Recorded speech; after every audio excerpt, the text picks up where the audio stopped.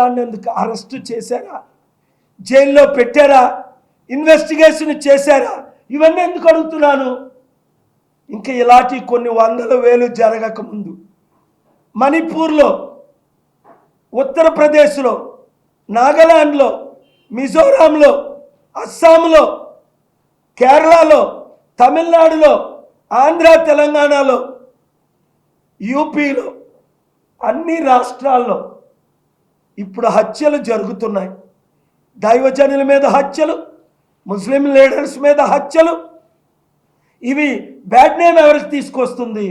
Prime minister మోదీకి, home minister Amit షాకి, Indian గవర్నమెంట్కి, Indian డెమోక్రసీకి, Indian సెక్యులరిజంకి, Indian జ్యుడిషియరీకి.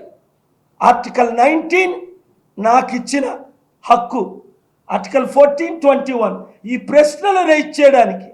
ఆయన అంటాడు ఎస్పీ ప్రశ్నలు అడుగుతున్నారు, పొలిటిసైజ్ చేస్తున్నారు, పోస్టులు చేస్తున్నారు, చర్యలు తీసుకుంటాం. ఏంట్రా నువ్వు తీసుకున్న చర్యలు? దేవుడు నీ మీద చర్య తీసుకుంటాడు. నేను చెప్పించానంటే రాజశేఖర రెడ్డి ముక్కలైపోయినట్టు నువ్వు యాక్సిడెంట్ అయి చేస్తా. నువ్వు తీసుకునే చర్యలేంటి? లీగల్గా మాట్లాడు. ఎవరిని భయపెడతావు? ప్రపంచాన్ని భయపెట్టి, వణికించి, ఓడించి, బైడెన్ని గెలిపించి, ట్రంప్ని సరెండర్ చేసుకొని వచ్చా.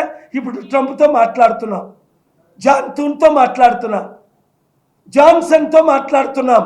మా టీం ఎలాంటి టీము? మోదీ గారితో మాట్లాడుతున్నాం, అమిత్ షాతో మాట్లాడుతున్నాం. మీ చంద్రబాబు నాయుడు గారికి మెసేజ్లు పెట్టాం, ఆయన రెస్పాండ్ అవ్వమన్నాం, లేదా కోర్టుకి వెళ్తానని చెప్పాను. నువ్వు ఒక పోలీస్ ఆఫీసర్ అయ్యి దాడులు చేయిస్తావా, లాఠీ చార్జీలు చేయిస్తావా రాజమండ్రిలో? నేను అక్కడ ఉంటుండగా ఆ శవాన్ని చూశాను. ప్రతాప్ సిన్హా నా మిత్రుడికి పైకి పిలిచినంత వరకు ఆయన రానివ్వల, శవం చూడ్డానికి 3-4 చూడనివ్వల, ప్రేయర్ చేయనివ్వల. 1000 మంది 5 నిమిషాలు మేము శవాన్ని చూస్తామండి అని ఆత్మీయ కుటుంబం అడిగితే నేను బాధ్యత తీసుకుంటాను, మీరు కిందన పెట్టండి, పోలీసులు చుట్టూ పెడదాం. పైన ఉన్న వారందరూ 5 నిమిషాల్లో ఆయనకు నివాళులు అర్పిస్తారు. ఎందుకంటే రాజమండ్రిలో 1000 మంది ఆయనకు ఫాలోవర్స్ ఉన్నారని మీ ఏఎస్పీని, మీ డిఎస్పీని గంట నిలబడి నేను ఎంతో మంచిగా మర్యాదగా మాట్లాడితే 1 నిమిషం ఎవరిని చూడనీయకుండా లాఠీ చార్జీలు చేసి అవన్నీ విజువల్స్ లేవా, ఎత్తుకెళ్ళిపోయారు. మళ్ళీ ఏమనంటే 70% పాస్టర్లు. ఎవడు ఆ పాస్టరు? వాడి పేరు చెప్పండి. ఎవడు మీకు సపోర్ట్ ఇస్తున్నాడు? 70% అంటే 5000 మంది పాస్టర్లో 3500 మంది మీకు మద్దతు ఇచ్చారా? పోస్ట్ మార్టం అవ్వకుండా, రిపోర్ట్ చేయకుండా తీసుకెళ్ళిపోమని ఒక్కరు ఇవ్వలేదు. ఎవడో ఒక క్రిస్టియన్ అట, వాడు యూజ్లెస్ ఇడియట్, రిటైర్డ్ సిఐ అట, వాడిని తిట్టి నేను తోయించా. వాడిని మీరు పావుగా పెట్టుకొని ఇలాంటి అవినీతి మాట్లాడకండి. మిస్టర్ ఎస్పీ, రిటైర్డ్ డీజీపీ, దేశంలో నెంబర్ 1 హెచ్టి సాంగ్లియానా నా చీఫ్ ఆఫ్ సెక్యూరిటీ కర్ణాటక, ఇప్పుడు నా ప్రజాశాంతి పార్టీ ప్రెసిడెంట్ కర్ణాటకకి. ఈ మధ్య కర్ణాటక ప్రెస్ క్లబ్లో ప్రెస్ మీట్ పెట్టి నాకు మద్దతు ఇచ్చిన ఆయన ఫార్మర్ ఎంపీ బీజేపీ అద్వానీకి చెప్పి టికెట్ ఇప్పించా. నా చీఫ్ సెక్రటరీ దానమయ్య రోసయ్యలు, నా బోర్డు మెంబర్స్ ప్రజాశాంతి పార్టీలో 120 మంది IAS, IPS, IRS, IFS professors, doctors నా ప్రజాశాంతి పార్టీలో టీమ్ మెంబర్స్. 600 మంది global peace president including prime minister Deve Gowda నా సపోర్టర్. ఏమనుకుంటున్నారు మీరు? మమ్మల్ని నన్ను మోసం చేస్తారా? నన్ను అడ్డుకుంటారా? పోస్ట్ మార్టం రిలీజ్ ఇప్పుడు వరకు చేయరా? ఇదంతా it is bringing bad name to my good friend Chandrababu Naidu. For 30-40 years I love him, I pray for him, I support him. కానీ లోకేష్ అంటాడు నేను సంతాపం ప్రకటిస్తున్నాను. లోకేష్, మాకు సంతాపం వద్దు, సత్యం కావాలి. అది పాయింట్ నెంబర్ 7. ఈ 7 ప్రశ్నలకి. అలాగే ఈ ప్రమాద స్థలాన్ని ఒక యాక్సిడెంట్ లాగా మార్పు చేసి ఉంచారా? 8. ఆయన శరీరంపై ఉన్న గాయాలు ఒక స్కిడ్ యాక్సిడెంట్కు తగినవా లేక మరే ఇతర కారణాలతో ఉన్నాయా? 9 బైక్ రోడ్డు మీద పడకుండా ఆయన శరీరం దాని పక్కనే ఎందుకు పడి ఉంది? శరీరం కిందని, బైక్ పైని. ఈ 10 ప్రశ్నలు. దర్యాప్తుపై అనుమానాలు. పోలీస్ అధికారులు ఈ కేసులో హత్య అనే కోణాన్ని పూర్తిగా పరిశీలించారు. 11 ఘటనా స్థలంలో ఎలాంటి సాక్ష్యాలు పోయాయి లేదా మార్పు చేయబడ్డాయా? 12 పోస్ట్ మార్టం రిపోర్ట్లో అసలు మరణానికి గల కారణం ఏమిటి? ఎందుకు మీరు వెంటనే రిలీజ్ చేయలేదు? 13 ఆయన శరీరంలో ఏదైనా విష పదార్థం కనుగొనబడిందా? 14 ఆయన చనిపోవడానికి ముందుగా ఎవరైనా ఫోన్ కాల్స్ లేదా మెసేజెస్ పంపించారు కదా, ఎవరికి? ఇంతవరకు దాన్ని మీరు రిలీజ్ చేశారా? సెక్యూర్ చేశారా? 16 చనిపోవడానికి ముందు ఎవరైనా బెదిరింపులు ఇచ్చారు? సాక్ష్యాలు ఉన్నాయి. వారిని మీరు ఎందుకు అరెస్ట్ చేయలేదు?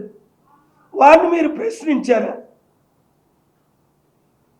17 ఇటీవల కాలంలో ఆయనకి ఎవరైనా శత్రువులు ఉన్నారా? ఆ రాధామోహన్ ఆయన మాట్లాడి నీ శత్రువులు మాటలు కావా? ఇంకొక ఆయన నీ నాలుగు కోసేస్తాను, నీ గుడ్లు పీకేస్తానన్నాడు. జనవరి 31 అది ఆయన ప్రవీణ్ పగడాలే పోస్ట్లో పెట్టాడు. 18 ఆయన పిఏ ప్రవీణ్ పిఏ ఒక వైసీపీ జగన్మోహన్ రెడ్డి సంస్థలో మద్దతు ఇస్తుంది. అక్కడ రాజమండ్రిలో చాలా ప్రామినెంట్ క్రిస్టియన్ కమ్యూనిటీ ఆయనకు మద్దతు ఇస్తుంది. ఆ కోణంలో మీరు విచారణ జరిపించారా? 19 ఆయన మతపరంగా లేదా రాజకీయ పరంగా ఏమైనా వివాదాల్లో ఉన్నారు.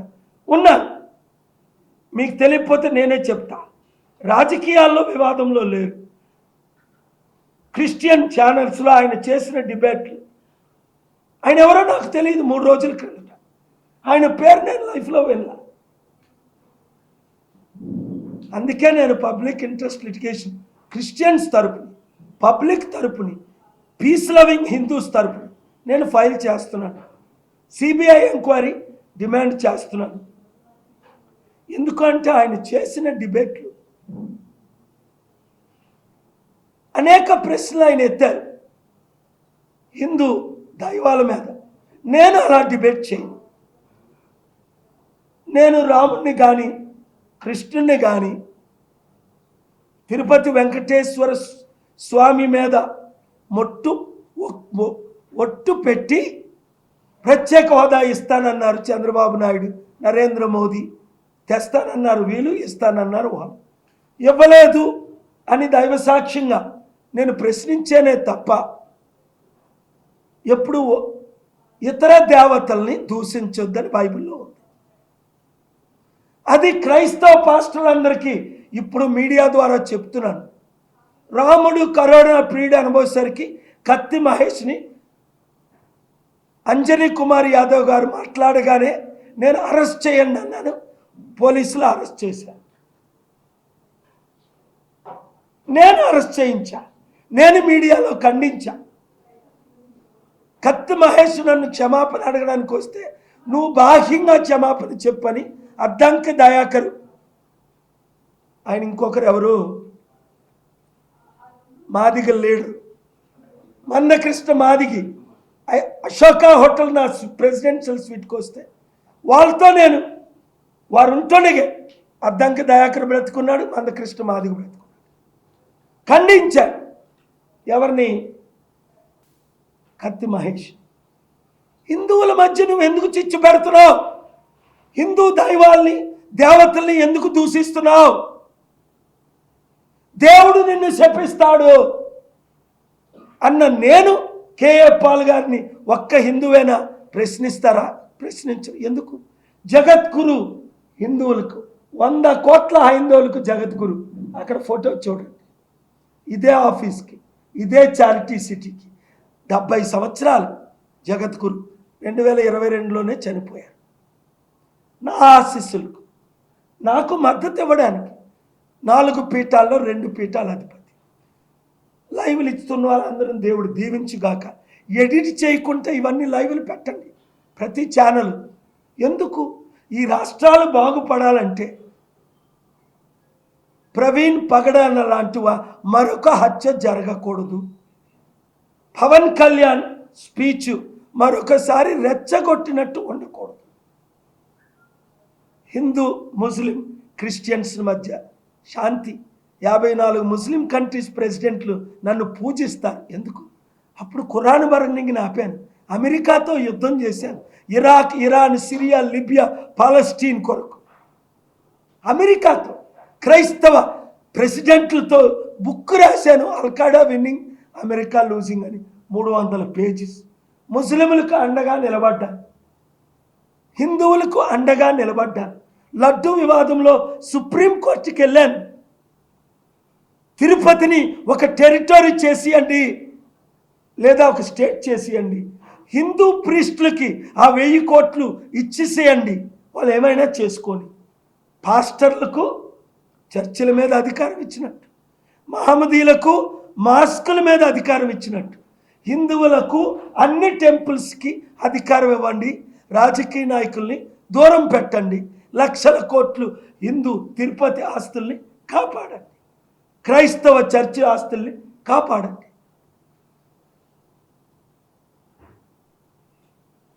ఇంకా ప్రశ్నలు చాలా ఉన్నాయి. ఇప్పటికి 18 అడిగాను. తన ప్రాణాలకు ముప్పు ఉందని ఆయన కుటుంబ సభ్యులకు చెప్పారు కదా, పోలీస్ స్టేషన్లో కంప్లైంట్ పెట్టారు కదా. ఇప్పుడు ఇవి 19 ప్రశ్నలు. ఇప్పుడు ప్రశ్నలు. అధికారుల పాత్ర. ప్రత్యేక దర్యాప్తు బృందం సిట్టినేశారు. ఎందుకు ఏర్పాటు చేయబడింది? వారు దర్యాప్తు ఎంతవరకు వచ్చింది? పోలీస్ అధికారులు ఈ కేసుని నిజమైన ప్రమాదం అని ఎందుకే ముందే తేల్చేశారు? ఫుటేజీలు చూపించి ఆయన తాగాడు, ఆయనకి యాక్సిడెంట్ అయింది. అరే, పోస్ట్ మార్టం జరగకుంటే ఇవన్నీ మీరు యాక్సిడెంట్ అని ఎలా మీరు నిర్ధారిస్తున్నారు? అది తప్పు కాదా? పోలీస్ ఫెయిల్యూర్ కాదా? హోమ్ మినిస్టర్ ఫెయిల్యూర్ కాదా? చంద్రబాబు నాయుడు గారు ఫెయిల్యూర్ కాదా? అందుకే ఆయన డీజీపీతో మాట్లాడి ఇప్పుడు కరెక్ట్గా చేయండి అని ఆజ్ఞాపించారు. దానికి నేను చంద్రబాబు నాయుడు గారిని అభినందిస్తున్నాను. ఆయన ఇంటర్ఫీర్ అయి పవన్ కళ్యాణ్ వెంటనే క్షమాపణ చెప్పాలి. నేను రెచ్చగొట్టిన మాటలు ఆడిన మాటలు వెనక్కి ఎందుకంటే అవన్నీ రికార్డెడ్గా ఉన్నాయి కదా. ఆయన ప్రతిసారి మాట్లాడింది రికార్డ్ అవుతుంది కదా, రోజుకో మాట్లాడింది రికార్డ్ అవుతుంది కదా. ఆయన జనసేన పార్టీ మీటింగ్లో 1.5 2 గంటలు మాట్లాడి వాళ్ళ అన్న మాట్లాడి రికార్డు అయ్యాయి కదా. ఇవి వెనక్కి తీసుకోలేరు కదా మీరు. ప్రూఫ్ ఉంది కదా మా దగ్గర. మీ ప్రతి మాట, నేను మాట్లాడిన ప్రతి మాట రికార్డ్ అవుతుంది కదా. ఎప్పుడైనా అన్పార్లమెంటరీగా మాట్లాడానా? పవన్ కళ్యాణ్ మీ బట్టలు పీకేస్తా, తాట తీస్తా, నెక్కడిగా నడిపిస్తాం,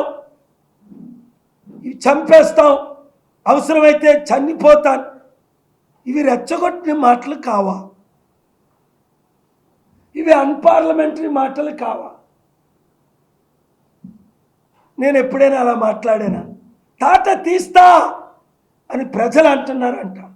ఎందుకు? యూత్, నిరుద్యోగులు, ఉద్యోగులు. అరే, లక్షల కోట్లు అప్పయింది. ఇచ్చిన వాగ్దానాలు 2 రాష్ట్రాల్లో నెరవేర్చట్లేదు.